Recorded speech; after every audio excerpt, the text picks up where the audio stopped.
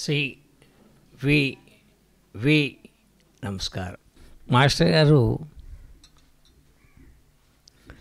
Master CV గారి దయ వల్ల ఈ యోగంలోకి రాబడ్డా. తాతగారు తీసుకొచ్చారు, రమ్మన్నాడు, వచ్చేసా. ఇందాక మా బుజ్జి చెప్పాడు, నేను రాకపోతే 6 సార్లు ఇప్పుడు చనిపోయేవాడిని తాతగారు లేకపోతే అన్నాడు. నేను 100 సార్లు అయిపోయేవాడిని. తాతగారు అది తెలిసి, బాబుగారు అర్జెంటుగా గుంటూరు రావాలన్నాడు. అర్జెంట్ అంటే ఏదైనా పని ఉందేమో అనుకున్నా నేను. మా శివానందం బాబు గారిని కూడా ఒకసారి బాబుగారు అర్జెంటు రావాలనేదో పని ఉంది అన్నాడు. ఆయన 3 రోజులు వస్తే 3 రోజులు పలకలా. సరే, ఆయన అట్లనే ఉన్నాడు. ఆఖరికి మా పున్నం పిన్నితోటి, అక్క ఎందుకు అర్జెంటుగా రమ్మన్నాడు, మరి పలకటం లేదు ఆయన అంటే, ఏం తాతగారు శివానందం 3 రోజులైంది వచ్చి మరి అర్జెంటుగా రమ్మన్నారంట, మరి మీరు మాట్లాడితే నేను పలకటం లేదంట అన్నదంటే, ఒక సోప్ బాక్స్ కొనుక్కు రమ్మనమ్మా అన్నాడు. సోప్ బాక్సు గుంటూరులో ఉంటే తెచ్చేవాళ్ళం లేవా, లేదా సోప్ బాక్స్ కొనడానికి మాకు దగ్గర డబ్బులు లేవా? ఏం లేదు, అదొక వంక. 3 రోజులు అయిపోయింది, ఆయన తెచ్చాడు. సరే బాబు పోయిరా అన్నాడు. నన్ను కూడా అట్లనే అనుకుంటాడు అనుకున్నాను నేను. 3 రోజులు కాదు, 4వ రోజు మా పిన్ని అడిగితే, ఇక్కడి నుంచి పోవటానికి వీల్లేదమ్మా బాబుగారు, నాకు చెప్పకుండా అసలు పోవటానికి వీల్లేదు అన్నాడు. సరే, ఇంకా 2 రోజుల తర్వాత అడిగా, అక్కడ ఉన్న వాళ్ళు ఎవరు మాట్లాడకూడదు, దయచేసి మాట్లాడకుండా ఉండండి. మాట్లాడితే ఈ మైకులు తీసిపోయి వాడి దగ్గర పెడదాం.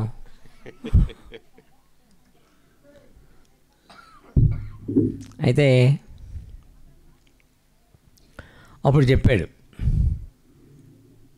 ఇక్కడే ఏదైనా వ్యాపారం చూసుకో బాబు, ఇక్కడే ఉండాలి, నువ్వు ఊరికి వెళ్ళటానికి వీల్లేదన్నాడు. తాతగారు, నా స్నేహితులు చిలకలూరుపేటలో ఉన్నారు, అక్కడ లివింగ్ ఆఫ్ కాస్ట్ తక్కువ, మరి అక్కడ ఉంటాను, ఏదైనా వ్యాపారం పెట్టుకుంటా అన్న. అది కూడా అడిగా బాబు గురువు గారిని, చిలకలూరుపేట లివింగ్ ఆఫ్ కాస్ట్ తక్కువ కదా అని అడిగాను. నో, ఇక్కడే అన్నాడు. కాస్ట్ ఆఫ్ లివింగ్ నాకు తెలుగే రాదు. కాస్ట్ ఆఫ్ లివింగ్ సరే, ఇక్కడే ఉండాల్సిందే అన్నాడు. సరేనన్నాను. ఇంకా 3 రోజుల తర్వాత ఆ రోజే అడిగా, ఏం కూరగాయల మార్కెట్లో ఒకటి తెలిసినోడు ఉన్నాడు, వాడు పెద్ద దొంగ, అయినా వాడితో పెట్టుకోవాలా, మరి తాతగారు ఓకే అంటే పెడదాం అనుకున్నా. సరే, కూరగాయల మార్కెట్లో వ్యాపారం పెట్టుకుంటా తాతగారు అన్న. గురువుగారిని అడుగుదామన్నాడు. ఇది తేలేదు కాదనుకున్నా. రోజు ప్రతి ప్రేయర్ అయిన తర్వాత అడుగుదా, గురువుగారు ఏమైనా చెప్పారు తాతగారు అంటే, ఏం చెప్పలేదు బాబు అనేవాడు. 3వ రోజు ఎస్ బాబు, గ్రీన్ సిగ్నల్ ఇచ్చాడు, మీకు కూరగాయల వ్యాపారం పెట్టుకోండి అన్నాడు. కూరగాయల వ్యాపారం పెట్టుకున్న తర్వాత కొన్ని సంవత్సరాలు పోయిన తర్వాత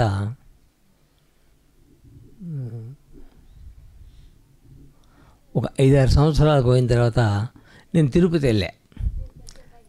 వెళ్తే తిరుపతిలో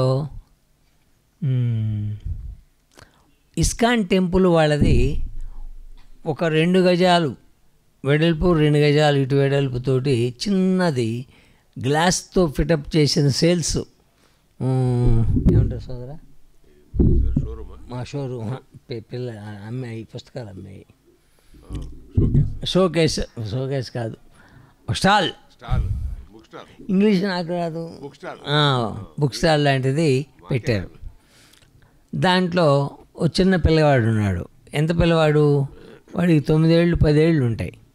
ఆ గోవింద సినిమాలో ఒక బుడ్డోడు ఉంటాడు, పంచె కట్టుకొని నామాలు పెట్టుకొని బోడిగుండు, అటువంటి పిల్లవాడే ఆ పిల్లవాడు.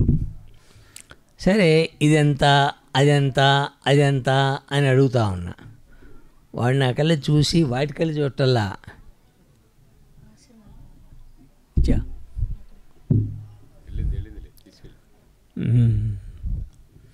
వాడు అర్థం చేసుకున్నాడు, వీడు ఏ వస్తువు కొనడు, వీడు కొనేవాడు కాదు, వీడు కాలక్షేపం కోసం నన్ను అడిగాడు అని అర్థం చేసుకున్నాడు. ఇంకా ఎన్ని సార్ వాటన్నిటి ఎందుకు సార్, మీరు ఏ ఊరండి అన్నాడు. అదేందే బాబు అడుగుతుంటే ఏ ఊరు అంటావన్నా. కాదులే సార్ ఏ ఊరండి అన్నాడు. గుంటూరు అన్నా. గుంటూరా అన్నాడు. ఏమంత ఉలిక్కిపడ్డావన్నా. కాదు సార్ గుంటూరు రామనామ క్షేత్రం చూశారా మీరు అన్నాడు. చూశానన్నా. వెళ్ళారా అన్నాడు. వెళ్ళానన్నా. ఎన్నిసార్లు వెళ్ళారన్నారు. ప్రతి సంవత్సరం చాలాసార్లు వెళ్తాను, రామకోటోత్సవాలకు వెళ్తా, రాముల వారి కళ్యాణానికి వెళ్తా, గురు పూజలకు వెళ్తా, కాబట్టి చాలాసార్లు వెళ్ళానన్నా. అప్పుడు సార్ మిమ్మల్ని అంటుకోవచ్చా అన్నాడు. ఎందుకు అంటుకోవచ్చు అన్నా. అంటుకొని దండం పెట్టాడు. అదేమిటన్నా. సార్ భారతదేశంలో అన్ని ఊళ్ళల్లో రామాలయాలు ఉంటాయండి, ఒక గుంటూరు రామనామ క్షేత్రంలో మాత్రమే నిరంతరం రామనామం జరుగుతూ ఉంటుంది. అంతటి పుణ్యమైన క్షేత్రం భారతదేశంలో లేదండి. ఇప్పుడు కట్టేది ఎక్కడ, ద్వారకాలో కూడా ఇంతటి మహత్తరమైన క్షేత్రం కాదు, చాలా పుణ్యమైన క్షేత్రం. రెండోది, భారతదేశంలో పుట్టిన ఒక మహానుభావుల్లో ప్రతి ఒక్కళ్ళు రామనామ క్షేత్రాన్ని దర్శించిన వాళ్ళేనండి. ఆ రామనామ క్షేత్రంలో భూమిని మట్టిని తాగితే చాలు మన పూర్వజన్మలన్నీ పోతాయండి, పూర్వజన్మల్లో పాపాలన్నీ పోతాయండి. అంతటి పుణ్యక్షేత్రము. ఆ పుణ్యక్షేత్రాన్ని దర్శించారు కాబట్టి మిమ్మల్ని అంటుకున్నానండి అన్నాడు. అప్పుడు గుర్తొచ్చింది నాకు, ఓహో ఈ ముసలాయన కూరగాయల వ్యాపారం పెట్టుకోమన్నది ఎందుకా అనుకున్నా. కూరగాయల వ్యాపారం పెట్టిన తర్వాత గురు పూజలు 88 కూరగాయలు కొట్టు పెట్టే 89 గురు పూజలు ఓపెన్ చేశారు. గురు పూజలు తాతగారు కూర్చొని ఉన్నారు. ఈ కూరగాయలు ఎన్ని రాయాలా అన్ని లెక్కలేస్తున్నారు. సరే 250 కేజీలని ఒకడంటే 220 సరిపోతాయండి, ఒకడంటే 280 కావాలంటున్నాడు. వంకాయలు మిరపకాయలకు వచ్చేళ్ళకు 120 కావాలంటే ఆయన 180 కావాలంటే కారం పడుతుంది, వద్దు 120 చాలంటున్నారు. ఇవన్నీ వింటున్నాడు మేలకుండా కుర్చీలో పడుకొని. విని బాబుగారు మీరు అవన్నీ కేజీల్లో రాయకండి, ఇన్ని బస్తాలని రాయండి, ఏవి అయినా సరే. మా బాబుగారు తీసుకొస్తారు, మిగిలితే తీసుకుపోతారు, మీకే ఇబ్బంది లేదు కదా. అవి చాలేదని మళ్ళీ ఊరికి ఇవన్నీ వ్యాపారం ఎందుకు బాబుగారు అని అన్నాడు. ఇంకా అట్లనే ప్రతి వెరైటీ కూరగాయలు బస్తాలలోనే రాసేవాళ్ళు. అప్పుడు లారీలతో తోలేవాడిని. తాతగారు 2వ సంవత్సరంలో 7,000 మంది వచ్చారు రామనామ క్షేత్రం గురు పూజలకి. 7,000 మంది 3 రోజులు ఉన్నారు. 4 రోజులు ఉన్నట్టే, 9 నుంచి ఉంటారు, 9, 10, 11, 12, 13, 14, 15 దాకా ఉంటారు. 5 రోజులు యావరేజ్న 4 రోజులు ఉన్నట్టు. లారీలతోటి తోలేవాడిని. అప్పుడు మిగిలితే ఎత్తకపోయేవాడిని. ఆ విధంగా జరిగింది. 2వ సంవత్సరం ఎస్టిమేషన్ మీటింగ్ అని ఉంటుంది. రేపు 30వ తారీఖు ఎస్టిమేషన్ మీటింగ్. ఆ మీటింగ్లో పోయిన సంవత్సరం ఎవరెవరు ఏమేమి ఇచ్చారు, ఈ సంవత్సరం ఎవరెవరు ఏమేమి కావాలా, ఎన్ని కావాలా అని ఎస్టిమేషన్ వేస్తారు. ఆ మీటింగ్లో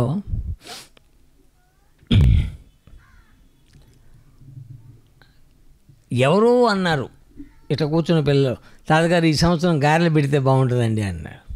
పెడదాం బాబుగారు అన్నాడు. వాడికి వెళ్ళి అందరూ ఊరు చూశారు. గారెలు అంటే మాటల 7,000 మందికి చూస్తే వాడు నాకెందుకులే అనుకున్నాడు, మేలకొన్నాడు. తాతగారు కదా చెప్పిందని. తాతగారు నేను చేపిస్తాను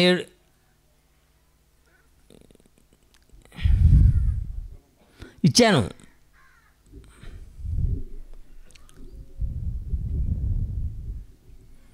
నేను చేపిస్తా తాతగారు అని ఒకతను లేచాడు.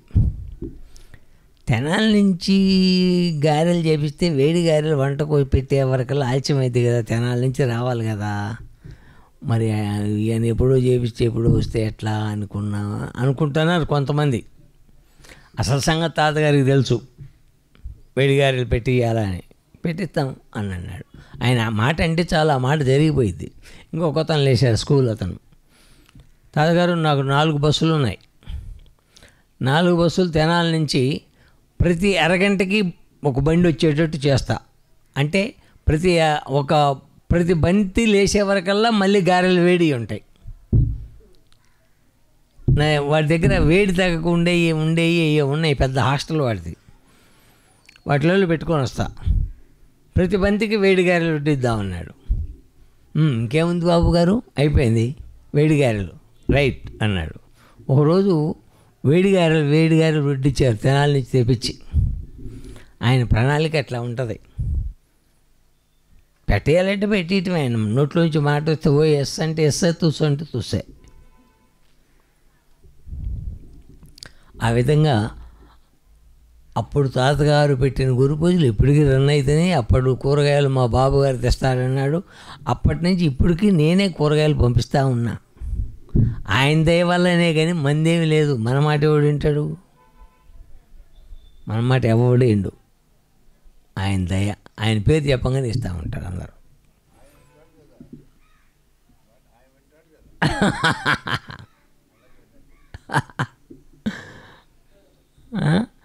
అలా కూరగాయల వ్యాపారం, కూరగాయలు అయిపోయింది. ఇంకా కూరగాయలు తర్వాత కూరగాయలు ఆపేసా.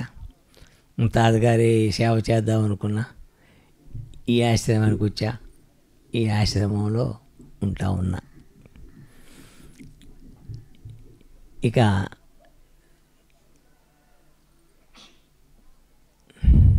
ఇక్కడ ఏం జరుగుతుందంటే, అప్పుడు 12 సంవత్సరాలు తాతగారి వెనకాల నేను మా బుజ్జి తిరిగాం. తాతగారు ఎడిపోతుంటే అటే వెళ్ళిపోవటమే. ఒకరోజు బాబుగారు అర్జెంటు గజవాహనం పిలిపించండి అన్నాడు. గజవాహనం పిలిపించమంటాడు, నన్ను రమ్మని అండు. గజవాహనం అంటే నేనే వేసుకొచ్చేది. సరే బాబుగారు అర్జెంటుగా మనం హోమ్ మినిస్టర్ గారు వచ్చారు, హోమ్ మినిస్టర్ గారు పిలిచారు, ఫోన్ చేశారు రమ్మని, అర్జెంటుగా వెళ్ళాలంటాడు. ఇప్పుడు హోమ్ మినిస్టర్ ఎవరు వచ్చారు, ఎక్కడ ఉన్నాడు, హోమ్ మినిస్టర్ని ఎందుకు పిలుస్తాడు, ఈయనకేం పని హోమ్ మినిస్టర్ తోటి అనుకున్నా నేను. సరే తాతగారు అన్న, విజయవాడ వైపు అనివ్వమన్నాడు. విజయవాడ వైపు బయలుదేరా.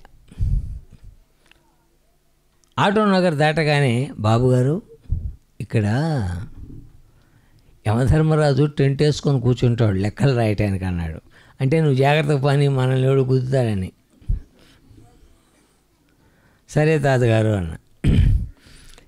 ఈ కాకాని రాగానే ఇంటికి వెళ్ళి పనియమన్నాడు. కాకాని ఊళ్ళో పనియమన్నాడు. ఏడకొచ్చి చూస్తే మామగారి దగ్గర కూర్చొని మాట్లాడుతాడు. హోమ్ మినిస్టర్ గారంటే అప్పుడు తెలిసింది నాకు మామగారు అని. అంటే ఆమె ఫోన్ చేస్తే రావడమే, ఖచ్చితంగా వచ్చి మాట్లాడిపోవాల్సిందే. వచ్చి తాతగారితో మామతో మాట్లాడి వెళ్ళాం. వెళ్ళటానికి నేను రెడీగా అడుండే ఉద్ధవుడు వచ్చాడు ఈ శ్యామయ్య గారు అంటూ ఉంటాడు. నేనేం చేశానండి, ఉద్ధవుడిని అంటారు నన్ను. తాతగారు రమ్మన్నారు, వచ్చా తీసుకుపోమంటే తీసుకొని పోతా, ఊరకపోలే బాబు నేను ఉంటా అంటే వెళ్తానంటే, నువ్వు ఇంకా ఉన్నావు అంటే అర్థమైంది తీసుకుపోవటానికే కదా. ఉద్ధవుడు వచ్చాడు అనేవాడు శ్యామయ్య గారు. సరే తాతగారు ఉండమనేవాళ్ళు, ఉండేవాడిని. ఉన్న తర్వాత వెళ్దాం పదబాబు గారు అనేవాడు, వెళ్ళిపోయేవాడు. అట్లా 12 సంవత్సరాలు తిరిగి ప్రతి విషయంలో ఆయన వెనకాల ఉండి ఆయన దగ్గర కూర్చొని ప్రేయర్ అయిపోయిన తర్వాత 8 గంటలు 9 గంటల దాకా కూర్చొనేవాడిని రోజు. ఒకరోజు ఆ యాప్ చెట్టు అంత దూరంలో కూర్చున్నాను నేను. తాతగారు ఇక్కడ కూర్చున్నాడు. ఆ తాతగారు ఎప్పుడు గోళ్ళు తీయడు. ఈ గోళ్ళని కింద రాయికేసి ఇట్లా రుద్దుతూ ఉంటాడు. అవి అరిగిపోతుంటాయి. నేను చిన్నగా అక్కడి నుంచి చిన్నగా జరుపుకుంటా వచ్చే చూస్తున్నాడు, మళ్ళీ రుద్దుతూ ఉన్నట్టున్నాడు, చూస్తాడు రుద్దుతూ ఉన్నట్టు. నేను చిన్నగా దగ్గరకు వచ్చిన తర్వాత ఏమిటి అన్నాడు వంగి దగ్గరికి. తాతగారు మీరందరికీ చొక్కాలు ఇస్తున్నారు, దోతలు ఇస్తున్నారు, పైపంచలు ఇస్తున్నారు, మరి ఎవరిని అడిగితే కర్ర కూడా ఇస్తున్నారు. అసలు మీరు అడగకుండానే చెప్పులు 2 చెప్పులు తీసుకొని పోతున్నారు. మేము వారానికి ఒక 2 జతలు కొనుక్కొస్తున్నాము, అందుకని మాకు తెలుసు. మరి అందరికి ఇస్తున్నారు కదా, నాకేమి ఇస్తారన్న. మంచి క్వశ్చనే అన్నాడు. నిన్ను చూడగానే వాళ్ళకి నేను గుర్తొస్తా, అదే నీకు ఇచ్చేది అన్నాడు. ఎమ్మటే కాళ్ళు పెట్టుకొని ఏడ్చా. చాలు లే అన్నాడు. ఇంకా అది గుర్తుంచుకొని ఇంక ప్రతి నిత్యం తాతగారు నన్ను చూస్తే ఎవరికైనా నేను తాతగారు గుర్తొస్తారు కాబట్టి ఇంకా తాతగారి సేవలోనే తాతగారి దీనిలోనే ఉండటానికి నిర్ణయించుకున్నా. ఇంకా తాతగారు ఎక్కడ మాట్లాడినా ఎక్కడ ఉన్నా కానీ తాతగారే. అందుకని ఆశ్రమంలో కూడా ఉంటున్నా. ఈ ఆశ్రమంలో తాతగారు ఉన్నప్పుడు బొట్టు పెట్టి ప్రసాదం పంచదార ఇందాక కొద్దిగా చెప్పా. ఓ పిల్లవాడు ఇట్లా ఎత్తితే సివివి అనే అక్షరాలు వచ్చాయి. వాడు అట్లా పట్టుకుంది కూడా 2-3 రోజులే. ఆ సెలవులకు వచ్చి పట్టుకున్నాడు నారాయణ రెడ్డి అని. వాడు బీఎస్సీ తప్పాడు. బీఎస్సీ తప్పిన తర్వాత మళ్ళీ రాస్తే పాస్ అయ్యాడు. పాస్ అయిన తర్వాత కంప్యూటర్ కోర్సులు అప్పుడు అయ్యో పడ్డాయి హైదరాబాద్లో. నానా నేను కంప్యూటర్ కోర్సు నేర్చుకుంటానన్నాడు. నువ్వు బీఎస్సీ తప్పినవురా, నువ్వేం కంప్యూటర్ నేర్చుకుంటా, వద్దు నా వల్ల కాదన్నాడు ఆయన. కాదు నాన్న చాలా జాగ్రత్త చదువుతా, నేర్చుకుంటా నాన్న, ప్లీజ్ నాన్న అని 2 రోజులు వాళ్ళమ్మ రికమెండేషన్ వాడు చెప్పడంతో సరేనని చెప్పి ఫీజు ఎంత అన్నాడు. 14,000 అన్నాడు. 14,000 అంటే ఈయన అన్నీ తీస్తే 10,000 ఉన్నాయి అప్పటి రోజుల్లో, 35 ఏళ్ల క్రితం. ఎక్కడ డబ్బులు చూసినా కానీ మొత్తం 10,000 ఉన్నాయి. ఇంకా 4,000 కావాలా. ఆ ఇంటి ఓనర్ అద్దెకుంటున్నాడు, ఆయన టెలిఫోన్ శ్రీనివాసరెడ్డి. 10,000 రూపాయలు ఉంటే 4,000 ఇంటి ఓనర్ని అడిగాడు. ఇంటి ఓనరు డబ్బులు ఇవ్వరా, మా అబ్బాయి వస్తాడు పోండి మీ ఆఫీస్ కాడికి అని అన్నాడు. ఏ ఆఫీస్ చెప్పండి అంటే పలానా ఆఫీస్ అంటే మా అబ్బాయి వస్తా పోయాడు అండి అన్నాడు. ఎట్లా మరి పోవాలన్నా మానుకోవాలన్నా, వస్తాడన్నాడు కదా సరే పోదాం పారా అని చెప్పి పోయారు 10,000 తీసుకొని. వీళ్ళు కూర్చోగానే ఆయన కారు వేసుకోడు వచ్చాడంట. లోపల పోయి మాట్లాడొస్తా కూర్చోండి అన్నాడంట. లోపల పోయాడు, మాట్లాడాడు. టిఫిన్లు పోతున్నాయి, కాఫీలు పోతున్నాయి, చూస్తూ ఉన్నారు, మంచినీళ్ళు అన్నీ పోతూ ఉన్నాయి. ఆయన బయటికి రాలా. అన్నీ అయిపోయిన తర్వాత వచ్చాడంట. వచ్చి ఎవరండి శ్రీనివాసరెడ్డి అంటే నేనే అన్నాడంట. 7,000 కట్టండి ఫీజు సరిపోద్ది, నేను మాట్లాడా 7,000 కన్స్ట్రక్షన్ ఇచ్చాడు అన్నాడంట. ఇంకేముంది ఇంకా తాతగారు దయ అనుకున్నాడు. 7,000 కట్టి 3,000 ఇగోరు నా దగ్గర 10,000 ఉంటే 3,000 ఇచ్చేవాడు ఖర్చులు, నన్ను రూపాయి అడగద్దు, నువ్వు కోర్సు పూర్తి చేసి ఇంటికి రా అంతే అని చెప్పి వచ్చేసాడు. వచ్చేస్తే వీడు కోర్సు పూర్తి చేసి ఇంటికి వచ్చాడు. వచ్చిన తర్వాత పోస్టులు పడితే ఈడు చదివిన కంప్యూటర్ కోర్సు కావాలని పోస్టులు పడ్డాయి. అవి 150 పడ్డాయి అంటే 150 మంది పోయారు, 50 పోస్టులు. అది కలకత్తాలో. వీడికి హిందీ రాదు. ఎవడైనా కానీ అక్కడికి వచ్చిన ఉద్యోగంకి వచ్చిన వాళ్ళు పీజీ వాళ్ళే తప్ప డిగ్రీ వాళ్ళు ఎవరు లేరు. డిగ్రీలో వీడు తప్పినోడు అందులో. సరే ఏమన్నా కానీ పోయాడు. పోయిన తర్వాత వీడికి తోక ఒకటి రెడ్డి అని ఉంది. ఈ తోక ఉన్నవాడే అక్కడ ఇంటర్వ్యూ చేసేవాడు కూడా. వాడు చిత్తూరు జిల్లా వాడంట. మొత్తం ముందు ఇంటర్వ్యూ చేసే ముందు మొత్తం లిస్ట్ చూసుకుంటారు. లిస్ట్ చూస్తే ఒకడు ఉన్నాడంట రెడ్డి 150 మందిలో. ఒకడు మనోడు ఉన్నాడు అని ముందు వాడిని పిలిచాను. ఈడే ముందు పోయాడు. ముందు పోతే ఎక్కడి నుంచి వచ్చావనంటే నేను గుంటూరు జిల్లా అండి అన్నాడు. తెలుగులో మాట్లాడాడంట పైగా. వీడికి ఆశ్చర్యం వేసింది. అయితే వీడు తెలుగుడు మనకు ఉద్యోగం ఇస్తాడు అనుకున్నాడు. సరే మొత్తం చూసేలాక వీడు బీఎస్సీ తప్పాడు. ఏమయ్యా బీఎస్సీ తప్పినవు కదా అన్నాడు. సార్ ఒక సబ్జెక్టు పోతే మళ్ళీ రాసి పాస్ అయింది సార్ అన్నాడు. అది తెలుస్తుందిలే, అసలు చెప్పావుగా నువ్వు, అందరు పీజీ వాళ్ళు వస్తే నువ్వు ఈ ఉద్యోగానికి అటు వచ్చినావు. సార్ మీరు ఇస్తారనే వచ్చినా సార్ అంట. సరే సరే వెళ్ళిపోమన్నాడంట. వెళ్ళిపోయాడు. తర్వాత మిగతా వాళ్ళు వ్యవసాయం చేశాడు. వీడి ఆ లిస్టులో వీడి పేరు కూడా ఉంది. ఉద్యోగం వచ్చింది. సరే ఆ ఉద్యోగం వచ్చిన దాని మీద ఆ కలకత్తాలోనే జాయిన్ అయ్యాడు. ఉద్యోగం చేస్తూ ఉన్నాడు. వీడికి పెళ్ళి అయింది. ఒక ఆడపిల్ల పుట్టింది. వీళ్ళ మేనేజర్ పెళ్ళి కాల. మంచోడంటే బాగా క్లోజ్ వీడికి.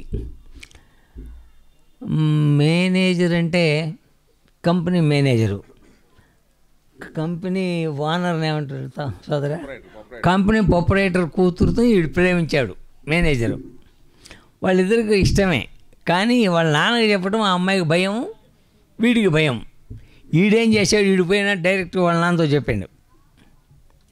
ఏమండి మంచి కుర్రోడు, మంచి అబ్బాయి, మంచి చదువు ఉంది, టాలెంట్ ఉన్న కుర్రోడు, మీ అమ్మాయి అంటే ఇష్టపడుతున్నాడు, మీ అమ్మాయికి కూడా ఇష్టం అండి, మీరు ఇచ్చి చేయండి, మీ అమ్మాయిని అడగండి కావాలంటే, మీ అమ్మాయి ఒప్పుకుంటేనే చేయండి అని అన్నాడంట. వీడు పోయి అడిగాడు. ఆ అమ్మాయి ఇష్టపడది, కరెక్టేనా అన్నది. సరే పెళ్లి చేశాడు. ఇంకేముంది, వాడికి ఓనర్కి మేనేజర్కి నాకు పెళ్లి చేశాడు, నేను ఈ కంపెనీకి ప్రొపరేటర్ని అయినా ఇప్పుడు, కాబట్టి వీడిని ఎక్కడైనా సరే విదేశాలకు పంపించాలని వాడు కూర్చున్నాడు. వీడికి కంపెనీకి వచ్చింది ఒక 3 ఇంజనీర్లు పంపేయమని. 3లో వీడి పేరు ఫస్ట్ రాసాడు. ఫస్ట్ రాస్తే ఈడేముంది, అమెరికా పోయింది. ఇంకా అమెరికా పోయి ఇప్పుడు పెద్ద కంపెనీలో పెద్ద మేనేజర్ అవాడు. అంటే ఇదంతా ఎందుకు చెప్పానంటే, ఇదంతా నాకు తెలియదు, ఆ శ్రీనివాసరెడ్డే చెప్పాడు. తాతగారి కాళ్ళు పట్టుకోవడం అంటే మామూలు విషయం కాదయ్యా. కాళ్ళు పట్టుకుని ఆయన ఒక్కసారి చూశాడంటే వాడు ఏం చేయాలంటే అది చేస్తాడు. ఆ మహానుభావుడి దయ అలాంటిది. ఆయన కాళ్ళు పట్టుకున్నాడు, వీడికి ఉద్యోగం వచ్చింది, అమెరికాలో ఇంజనీర్ అయినాడు. ఆయన కాళ్ళు పట్టుకోకపోతే వీడు ఇంజనీర్ అయ్యేవాడు కాదు, అమెరికా పోయేవాడు కాదు అని చెప్పాడు. సరే ఇప్పుడు మా బుజ్జి విషయం కూడా చెప్తా నేను. మా బుజ్జి కూడా చదివింది డిగ్రీయే. కలెక్టర్ అయ్యాడు. డిగ్రీ చదివి ఎమ్మటే పోయాడా ఉద్యోగానికి? పోలా. 9 సంవత్సరాలు ఊరుకునే ఉన్నాడు. ఊరికేం చేశాడంటే, ఒక ఎలిమెంటరీ స్కూల్లో టీచర్గా కొన్నాళ్ళు పనిచేశాడు. ఆ టీచర్ చేస్తూ హోమియో మందు ఇచ్చేవాడు ప్రతి సండే. మరి పిల్లలకి సండే ఒక క్లాసు వేదం నేర్పేవాడు పిల్లలందరికీ. మంత్రాలన్నీ వచ్చు ఆయనకి. ఒకరోజు కూరగాయల కొట్లోంచి బయటకు వచ్చాం ఇద్దరం.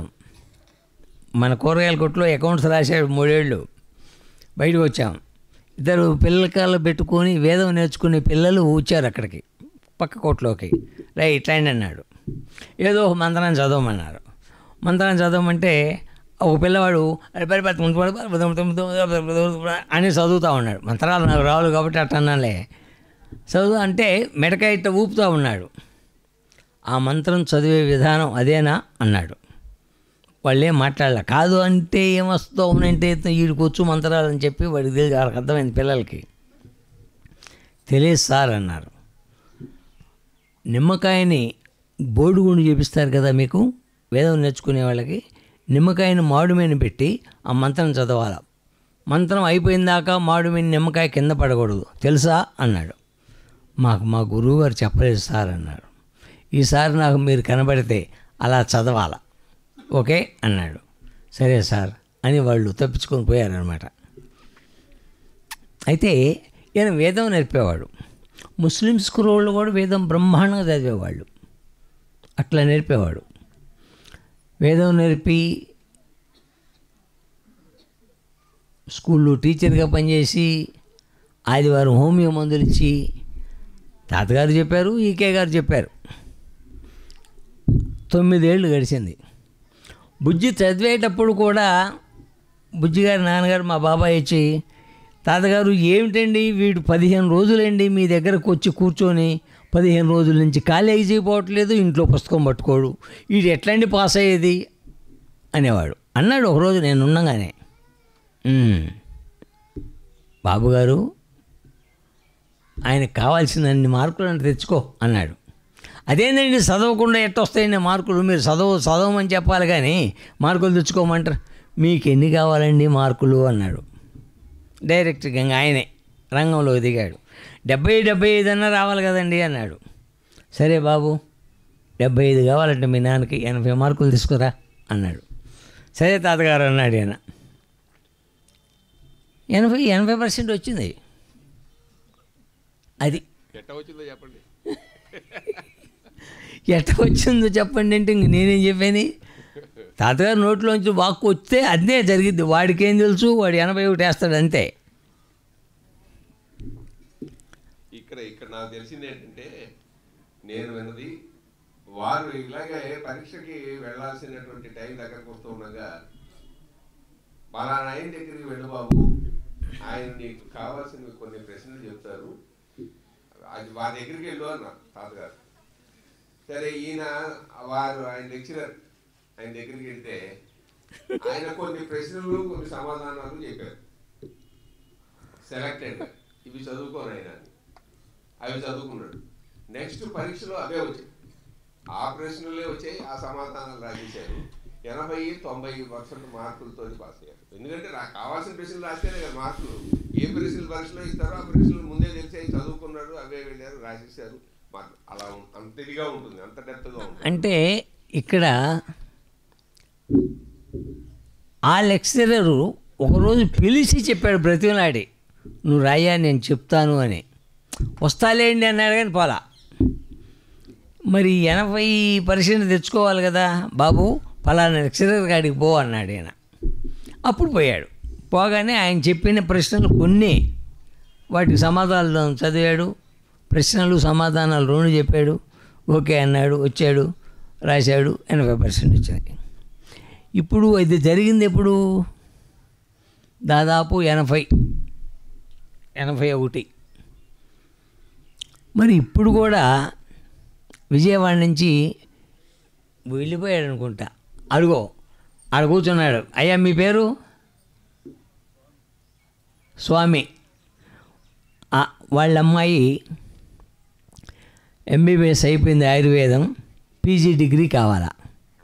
PG డిగ్రీ కావాలని ఒక డాక్టర్ కాడికి పోతే ఆ డాక్టర్ అన్నాడు, నా దగ్గరికి ఎందుకు, నాకేమొచ్చు, తాతగారి దగ్గరికి పో, ఆయన కాళ్ళు పట్టుకొని సీట్ వస్తుంది పోమన్నాడు. సరే తాతగారి దగ్గరికి వచ్చింది. ఎట్లా వచ్చేది, ఆయన్ని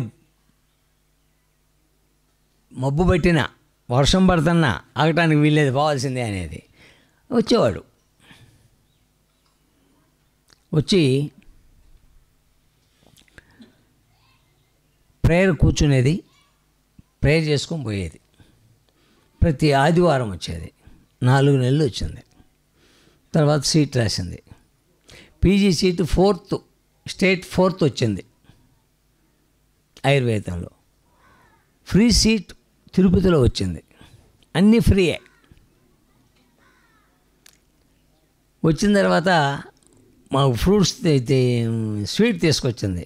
ఏం తల్లి అన్న, ఫ్రీ సీట్ వచ్చింది అని చెప్పింది. సంతోషం. ఆయమ్మకి అనుభవం ఉందిగా.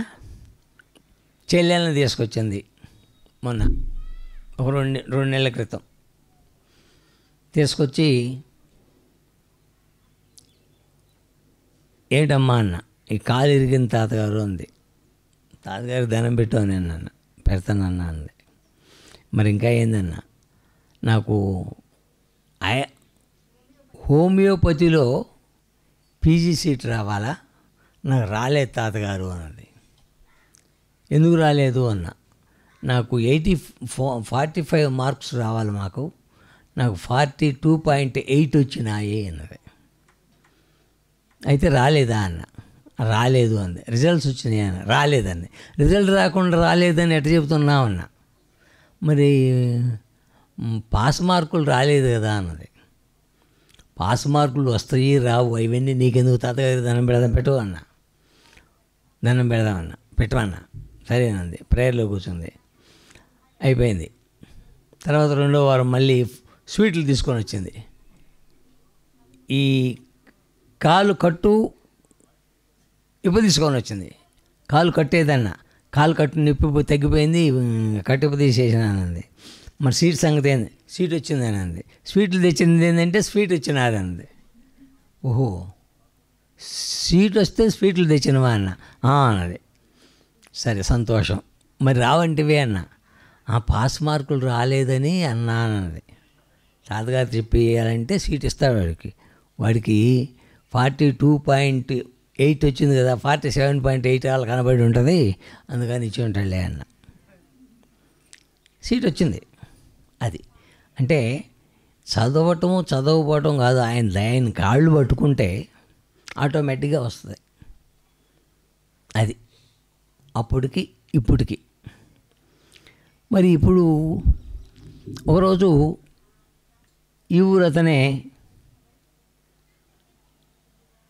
ప్రేయర్ అయిపోగానే అందరికి విభూతి పెడతా, పంచదార ప్రసాదం పెడతా. విభూతి పెట్టే ముందు ఒక అతను వచ్చాడు. కొద్దిగా పొట్టి అతను, కొద్దిగా లావుగా ఉన్నాడు. తాతగారు ముందు నాకు విభూతి పెట్టండి అన్నాడు. ఏమిటన్నా? మా గేదె పాలు ఇవ్వలేదు 3 రోజుల నుంచి, అర్జెంటు గేదెకి విభూతి పెట్టాలా అన్నాడు. తాతగారికి వెళ్ళి తిరిగిన, తాతగారు వీడు పొయ్యి గేదెకి విభూతి పెడతాడు, పాలు తీయవే అంటాడు భార్యని, పాలు ఇవ్వకపోతే మళ్ళీ నా మీద తగాద వస్తాడు. ఇప్పుడు లేటుగా పొట్లం కట్టినా కానీ నా మీద తగాద పెట్టుకుంటాడు. మీరే నన్ను రక్షించాలి తాతగారు అన్నాను. దండం పెట్టినాను. పొట్లం కట్టి అని చెప్పి పొట్లం కట్టి ఇచ్చిన. అది తీసుకొని ఉరికాడు వాడు కాలనీకి. మళ్ళీ అందరికి విభూతి పెట్టి ప్రసాదం పెట్టేలోపు మళ్ళీ వచ్చారు భార్యాభర్త ఇద్దరు పాలు తీసుకొని. లీటర్ పాలు 3 లీటర్లు ఇచ్చిందండి. ఇంట్లో 2 లీటర్లు ఉంచిన, తాతగారికి లీటర్ తెచ్చిన, తాతగారి దగ్గర పెడతానా, మీరే తీసుకోవాలి ఇంటికి అన్నాడు. ఇచ్చిందా అన్న. నన్ను బతికిచ్చిన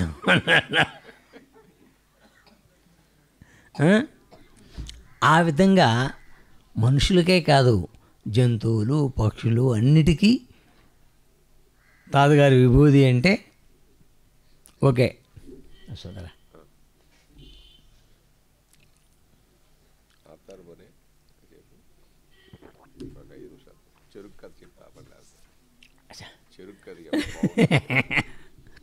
సరే, నేను ఫస్ట్లో తాతగారిని నేను కూడా టెస్ట్ చేసిన, కొన్ని పరీక్షలు పెట్టిన. పరీక్షల్లో నేను పాస్ అయినా, అంటే తాతగారు పాస్ చేయించాడు, అందుకని ఇంక పరీక్షలు ఉండవు. ఒకసారి నేను ఏ పైరు వేయదలుచుకున్న వ్యవసాయంలో ఏ పైరుకి ప్రిఫరెన్స్ ఫస్ట్ ఇస్తానో అది 1 రాస్తా, రెండోది 2 రాస్తా, 3, 4 రాస్తా, 5 రాస్తా. ఆ సంవత్సరాన్ని బట్టి రాస్తా. రాసి తాతగారిని అడుగుతా. 1, 2, 3, 4 తాతగారు అంటే 3 అనో 2 అనో చెప్పేవాడు. అదే పైరు వేసేవాడిని. ఒకసారి ఎంపీటీసీ మా ఊరు అతను, వైశాస్ అతను గుంటూరు వస్తున్నాడు. గుంటూరు వస్తుంటే ఏమయ్యా తాతగారిని 1, 2, 3 అడిగిరా అన్న. అతనికి అర్థం కాల. 1, 2, 3 ఏందండి అన్నాడు. ఏదైతే నీకెందుకు అడిగిరావాయి అని అన్న. అది కాదు సార్, 1, 2, 3 అని ఆయన అడిగితే ఆయన ఏం చెబుతాడు, నీకు ఏదో ఒక అంకె చెబుతాడు, ఆ అంకెను గుర్తుపెట్టుకొని రాసుకో, కాగితం మీద తీసుకొచ్చి నాకు చెప్పు అని అన్న. వాడికి తలకాయ గోక్కున్నాడు. గోక్కొని వీడి అడక్కపోతేనే వీడు ఒప్పుకోడు, వీడితో పెద్ద డేంజరు. మరి ఆయన ఏమని అడిగాను, 1, 2, 3 ఏంది అసలు, నేను ఎక్కడ వినలేదు అనుకున్నాడు వాడు. సరే వచ్చి ఏదో ఒకటి నాకెందుకు, తాతగారు రెడ్డి గారు చెప్పాడు 1, 2, 3 అంటండి అన్నాడు. 3 చెప్పుపో అన్నాడు. నా కాడికి మళ్ళీ రెండో రోజు నేను పోయి అతని కాడికి, ఏం చెప్పాడా, 3 అన్నాడండి అన్నాడు. సరే అని పోతున్నా. ఏమండి నీకు దండం పెడతాండి, 1, 2, 3 అంటే ఏందో చెప్పండి, నాకు ఏం అర్థం కావట్లేదండి.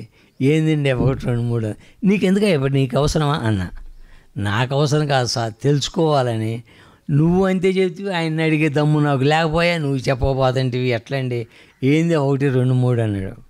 అప్పుడు చెప్పా, ఇంకా నేను ఏ పని చేయదలుచుకున్నా తాతగారిని అడుగుతా, ఓకే అంటాడు. ఎస్ అంటే ఎస్, నో అంటే నో, తుస్సు అంటే తుస్సే, బుస్సు అంటాడు తాతగారు అని చెప్పా. సరేనని అన్నాడు. అదేవిధంగా ఒకసారి 1, 2, 3, 4, 5 అడిగా. ఒకసారి 5 అంటే 5 అన్నాడు. 5 అంటే చెరుకు ఆ సంవత్సరం వెయ్యొద్దు అని ఫ్యాక్టరీ వాళ్ళు ఊరూరా మైకులో వ్యాన్లో పెట్టి తిప్పారు. ఇది కాక పంచాయతీ ఈ మున్సూబు ఉంటాడు కదా, మున్సూబు వాళ్ళకి లెటర్లు పంపించి చెరుకు ఫ్యాక్టరీ వాళ్ళు ఈ సంవత్సరం చెరుకు జనవరి 1 దాకానే నీళ్ళు వస్తాయి కనుక 2వ పంటకి వేయొద్దు, 2వ పంట చెరుకు వేస్తే నీళ్ళు రావు, చెరుకు వేయొద్దు ముఖ్యంగా అని తప్పిటేసి చెప్పించారు ఊళ్ళో. ఈ 2 అందరూ విన్నారు. అందరూ విన్న తర్వాత నేను అడిగితే 5 అన్నాడు. నాకేమీ వేసేసా చెరుకు. ఒకసారి భారీ ఎత్తున 8 ఎకరాలు చేయనేసా. అందరూ ఊర్లు చెరుకు బోధలు తోలుతుంటే ఊళ్ళో వాళ్ళందరూ మా బావగారు తోలిస్తూ ఉంటే వ్యవసాయం చేపిస్తూ ఉంటాడు. నేను పైన చూస్తా కానీ ఆయన దగ్గరుండి తోలిస్తున్నాడు. ఏమయ్యా ఊళ్ళో అందరూ చెరుకు వేయొద్దని చెప్పి వాళ్ళు ఫ్యాక్టరీ వాళ్ళు చెప్పా, ఊళ్ళో సాటింపు వేసా, నువ్వు చెరుకు వేస్తానేది, నీకు బుద్ధి ఉంది అంటున్నారు ఆయన్ని. నేనేం చేశాను రా, వాడు తోలమంటున్నాడు, నేను తోలుతున్నానని అన్నాడు. సరే వేసే చెరుకు 8 ఎకరాలు బ్రహ్మాండంగా పెరిగింది. 8 అడుగులు పెరిగింది. 8 అడుగులు అంటే 6 అడుగుల కర్ర వచ్చింది 6 నెలల్లోనే. ఎక్సలెంట్గా ఉంది. ఇంకా మొదలైంది నీళ్ళు అట్టేయంగానే ఏమిటి ఎండటం, ఎండిపోతుంది. కింద ఆకులన్నీ ఎండిపోయినాయి. పైన ఒక 4-5 ఆకులే పచ్చంగా ఉన్నాయి. ఎవడన్నా కానీ పోయి చెరుకు తోటలోకి ఇట్లా అన్నాడంటే పెట్రోల్ కంటే ఇంకా స్పీడ్గా పోద్ది. అది కరెక్ట్గా అరగంటలో 8 ఎకరాలు తగలబడుతుంది. అలాంటి వచ్చే పరిస్థితిలో ఉంది. ఏం చేయాలో నాకు అర్థం కాల. 2 కాపలా పెట్టిన చేతికి, ఎవరు లోనికి పోనీయకుండా. సరే అయినా సరే మరి ఎన్నాలని ఇంకా నీళ్లు రావటం ఖాయం, రాకపోవటం, మరి ఎండిపోయిద్ది. ఎంత నష్టం వస్తుంది. కోర్టుకు పోదామని చెప్పి కోర్టుకు పోదామని ప్లేటర్ కాడిపోయా. ప్లేటర్ కాడిపోతే వాడన్నాడు కదా, నువ్వు 36,000 ఇప్పుడు అడ్వాన్స్ కట్టాలండి అన్నాడు. నా దగ్గర 36 రూపాయలు కూడా లేవు, గురిజాలు రావడానికి ఛార్జీకి, అన్నీ చెరుకు తోటకే పెట్టినాను, నీకాడిచ్చానన్న. అయితే లాభం లేదు, కాంప్రమైజేషన్ ఫీజు కట్టాల్సి వస్తుంది వాళ్ళు గవర్నమెంట్కి, అందుకని నువ్వు ఒకవేళ ఓడిపోయి కట్టకపోతే వాళ్ళు ఒప్పుకోరు, అందుకని ముందే కట్టించుకుంటారు. ఏదో చెప్పాడు, 36,000 కట్టాల్సిందే అన్నాడు. నా దగ్గర లేవు అన్న. లేకపోతే ఇంటికి పో అన్నాడు. సరే నేను వచ్చా. ఇంటికి వచ్చిన తర్వాత మా ఆవిడ ఏమన్నాడండి ప్లేట్ అన్నది. ఏమన్నాడు, 36,000 కట్టాలన్నాడు. నేను నా దగ్గర ఆడుండే 36,000 మొత్తం చేనికి పెడితే కదా అన్న. అసలు నీకెందుకండి, మనకి ఎవరు ఏమని చెప్పింది, తాతగారే కదా, తాతగారి కాడికి పోదాం, ఆయనే ఏదో పరిష్కారం చూపిస్తాడు, పదం సరే రైట్ అన్నాను. ఇది బాగుందన్నాను. ఇంక తాతగారి దగ్గరికి వచ్చి ఉన్న విషయం చెప్పా. గురుగారి చూద్దాం అన్నాడు. గురువుగారు ఎస్ అంటే సరే కానీ బుస్ అంటే బుస్సే కదా అనుకున్నాను నేను. అనుకొని సరే ఏం చేద్దాం అని నేను మేల్కొండా. ప్రేయర్ అయిపోయిన తర్వాత బాబుగారు మీ సమస్య 4వ రోజు పరిష్కారం అయింది పో అన్నాడు. ఇంకా సంతోషంగా ఇంటికి పోయా కానీ ఇది మర్చిపోయా మళ్ళీ 4వ రోజు అనేది. సరే రోజుట్లాగానే 4వ రోజు కూడా సాయంత్రం 3ంటికి నేను కొద్ది నిద్రపోయి లేచి టీ తాగి చేనుకి వెళ్ళిపోయా. చేతి దగ్గరే మన కళ్యాణ మండపం అవతలంత ఉంటుంది. పోయిన తర్వాత ఒక జీప్ వచ్చింది. చెరుకు తోట వెనకాల నుంచి అవతల నుంచి జీప్ పోతూ ఉంది. జీప్ పోతూ ఉంటే అప్పుడు రోడ్లు మట్టి రోడ్లు కదా, దుమ్ము లేస్తూ ఉంది. చేను దగ్గర ఆగింది. ఆగిన సంగతి దుమ్ము ఆగిపోయింది కాబట్టి ఆగిపోయింది జీబు అనుకున్నా. సరే ఎవరు అన్నాను, మళ్ళీ మేలకుండా ఉన్నా. అటు మనకి దాన్ని చూడంగానే దిగులు వస్తుంది కదా, ఆ దిగులుతో ఉన్నా. వచ్చారు, 4 వచ్చారు. అందులో షుగర్ కేన్ మన ఫీల్డ్ ఆఫీసర్ ముందున్నాడు, వెనకాల మిగతా వాళ్ళు ఎవరో కొత్త వాళ్ళు ఉన్నారు. వచ్చారు. సార్ ఇతనే సార్ సేను వానర్ రామకోటి రెడ్డి గారు అన్నాడు. అయ్యా నమస్తే అన్నారు. నమస్తే అండి అన్న. చేను బ్రహ్మాండంగా పెంచామన్నారు. సుఖం ఏముందిలేండి అన్న. ఏం లేదండి, మేము చెరుకు కొనడానికి వచ్చాము నంద్యాల ఫ్యాక్టరీ నుంచి, మాకు సీడ్కి కావాలా, సీడ్కి ఇది ఎక్సలెంట్గా సూట్ అయింది.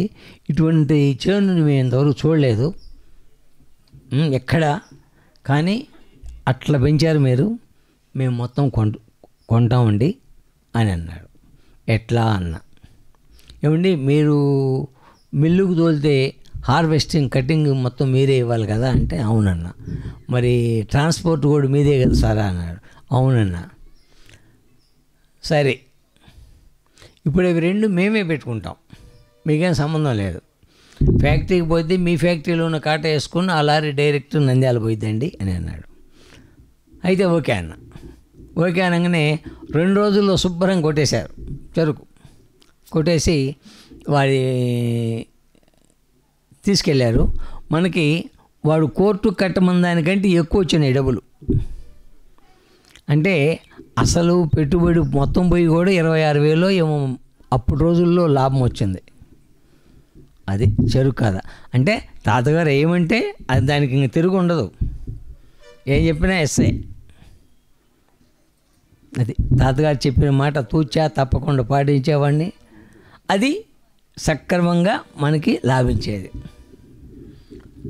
2 కేసుల్లో తాతగారికి చెప్పకుండా చేసా, దానికి తోక కత్తిరించాడు. అవి చెప్పను. వాయో వద్దు. ఏమంటే తోక కట్ చేసి నా సున్నం పెడితే ఊరంతా ఉరికినానని ఏం చెప్పానండి.